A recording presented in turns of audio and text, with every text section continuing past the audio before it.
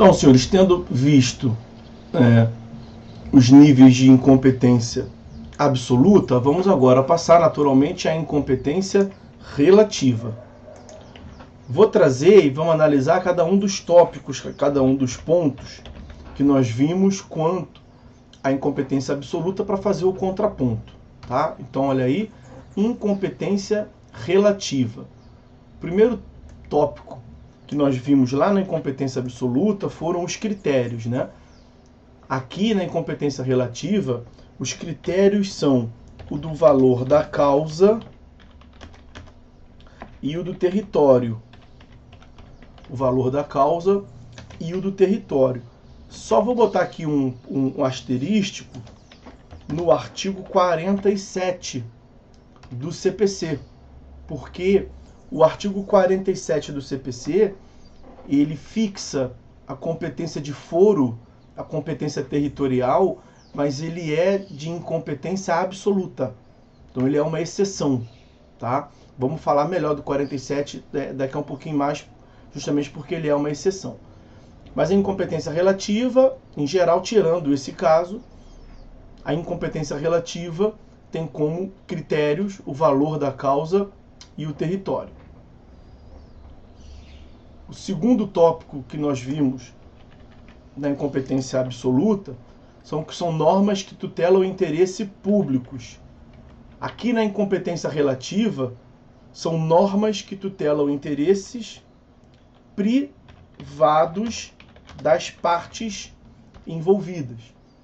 Então, a incompetência territorial, o principal exemplo, ela atua no interesse do réu. Nós vimos pelo artigo 46 que a regra territorial de competência de foro é, em geral, o domicílio do réu, tirando a hipótese do 47, como nós vimos, é uma hipótese excepcional. Então, tirando as demandas reais sobre bens imóveis, todas as outras, a regra é no domicílio do réu, no interesse do réu, portanto, no interesse da parte. Será que o réu pode abrir mão desse benefício em tese que a lei lhe deu? Pode. Então, vejam, a terceira característica lá da incompetência absoluta é que eram normas imperativas. Aqui na incompetência relativa, elas são normas derrogáveis. Normas derrogáveis ou dispositivas. Normas derrogáveis ou dispositivas. O que significa dizer normas derrogáveis ou dispositivas? Que podem ser afastadas pelas partes. Se as partes podem, quer dizer, se elas foram criadas para tutelar o interesse das partes, as partes podem afastar. Vejam o que prevê o artigo 63. As partes podem modificar a competência em razão do valor e do território, elegendo foro onde será proposta ação oriunda de direitos e obrigações. Nós teremos um tópico aqui em separado para tratar das causas de modificação da competência. Nós veremos que nas hipóteses de competência relativa, nós temos algumas situações que geram a modificação da competência. Começou em um lugar, pode ir para outro, ou em tese seria para começar em um lugar, será em outro. Nós veremos quais são as hipóteses. Uma delas está no artigo 63, é a eleição de foro, cláusula de eleição de foro. Pode pactuar num contrato que a demanda vai ser proposta na localidade X ou Y, tá? Mas nós veremos em separado. A quarta característica lá da incompetência absoluta é que elas podiam ser alegadas a qualquer momento. Aqui na incompetência relativa, elas não podem ser alegadas a qualquer momento. Elas estão sujeitas à preclusão. Preclusão é um atributo, é uma característica, é um instituto que os senhores estudarão no próximo período, quando estiverem vendo o processo, tá? Mais detidamente. E a preclusão consiste na perda da possibilidade de se alegar, de se praticar um ato processual. perda da possibilidade de se praticar um ato processual. Então, quando você diz que a incompetência relativa está sujeita à preclusão, é que a parte tem que alegar até um certo momento. Dali em diante ela não pode mais, porque ela perdeu. Então, quando a lei fixa prazos, quando a lei diz que você pode alegar tal matéria até tal momento, significa que dali em diante você não pode mais. Significa que dali em diante está preclusa a matéria. Dizer que está preclusa a matéria significa dizer que perdeu o prazo, que você não pode mais alegar. Então, quando o professor fixa um prazo para o aluno entregar, professor não, né? A instituição fixa um prazo para os alunos entregarem o trabalho, é para entregar até aquele dia. Dali em diante está preclusa. Se fosse fazer uma figura de uma comparação, né? Está preclusa a oportunidade de entregar o trabalho. Você perdeu a oportunidade de entregar, né? A ideia seria essa. E aí, o artigo 65 prevê prorrogar-se-á a competência relativa se o réu não alegar a incompetência em preliminar de contestação. Vejam, eu já tinha adiantado para vocês, há um pouco tempo atrás, que esse fenômeno da prorrogação de competência consiste na correção do vício, né? Então, quando ele diz ali prorrogar-se-á a competência relativa, quer dizer, terá uma correção do vício, a incompetência não vai existir mais, o juízo vai deixar de ser incompetente, vai passar a ser competente, se o réu não alegar a incompetência em preliminar de contestação. Numa leitura ao contrário senso, significa dizer que a incompetência relativa deve ser alegada até a contestação. Não pode ser alegada depois da contestação. Por quê? Porque da contestação em diante, o vício não existe mais. Ele foi corrigido pelo fenômeno da prorrogação da competência. A quinta característica lá da competência, da incompetência absoluta, é que ela podia ser declarada de ofício. E na incompetência relativa está sendo tudo o oposto, né? Então ela não pode ser declarada de ofício, a incompetência relativa. Significa dizer que ela depende de provocação, de alegação, de manifestação da parte interessada. E depende de alegação, manifestação da parte interessada onde? Na contestação. Até o momento da contestação, como acabamos de ver ali no artigo 65. Há uma súmula clássica do STJ nesse sentido, que é a súmula de número 33 do STJ, afirmando que a incompetência relativa não pode ser declarada de ofício.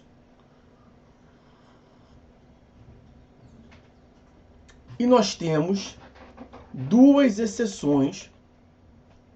Uma das exceções nós veremos hoje, tá?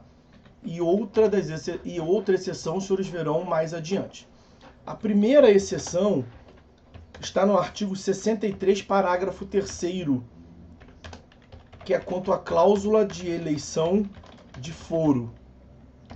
E a segunda exceção está nos juizados especiais cíveis, no artigo 51, inciso 3º, da Lei 9.099 de 95. Vamos lá, vou explicar. Na incompetência relativa, o juízo não pode reconhecer de ofício a sua incompetência. Tem que esperar a manifestação da parte. Há uma súmula, inclusive, do STJ nesse sentido, o artigo 65 é nesse sentido. Agora, tem duas hipóteses em que o juiz pode conhecer de ofício. Artigo 63, parágrafo 3º, o juiz pode, de ofício, reputar ineficaz uma cláusula de eleição de foro. Então, quando as partes... E nós vamos falar da cláusula de eleição de foro em separado. Não vou me aprofundar muito aqui, tá? Mas quando as partes celebram em um contrato que, sei lá, em tese seria competente o município de Nova Friburgo, porque o réu tem domicílio em Nova Friburgo. Mas as partes pactuaram, convencionaram, mediante uma cláusula contratual, que aquela demanda seria proposta em, sei lá, Bom José do Barborema. Sei lá se existe esse município, esse foro. E aí, quando vai propor a demanda em Bom José do Barborema, o juiz reputa aquela cláusula ineficaz. E aí nós veremos em quais casos isso se dá. Nesse momento, nessa hipótese, o juiz pode se pronunciar de ofício. Então, a pronúncia do juiz de ofício na cláusula de eleição de foro é uma exceção. Tá? Artigo 63, parágrafo 3º, falaremos melhor sobre isso quando do estudo da cláusula de eleição de foro. E no JEC, no Juizado Especial Civil, JEC, o artigo 51, inciso 3º, também prevê que o juiz pode se pronunciar de ofício quanto à incompetência. Ok? Essa é uma distinção clássica, não tem problema nenhum, porque o juizado especial, como está no nome, é especial. É diferente mesmo do que a gente vê aqui na teoria geral como um todo, no processo civil, nos processos. Existem vários procedimentos especiais, diferenciados, é assim mesmo. Pois bem, seguindo. O sexto atributo lá da incompetência absoluta é que ela era improrrogável. E como nós já adiantamos, na incompetência relativa, que é a que estamos vendo aqui, ela é prorrogável. Ela admite prorrogação da competência, como consta aí do artigo 65. Prorrogar-se-á a competência relativa, que é a que estamos vendo, se o réu não alegar a incompetência em preliminar de contestação.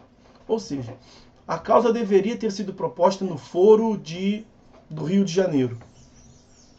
O autor propôs a demanda no foro de São Gonçalo. O que o réu pode... E por que deveria ser no Rio de Janeiro? Regra geral, porque o autor tem domicílio no Rio de Janeiro. Porque o réu tem domicílio no Rio de Janeiro. Aí o autor propôs a demanda em São Gonçalo, sem ser uma hipótese excepcional, que permite ao autor escolher também no foro dele. Então haveria ali uma incompetência. O réu pode alegar aquela incompetência. O juiz não pode conhecer de ofício. E o réu tem que alegar até a contestação. Por quê?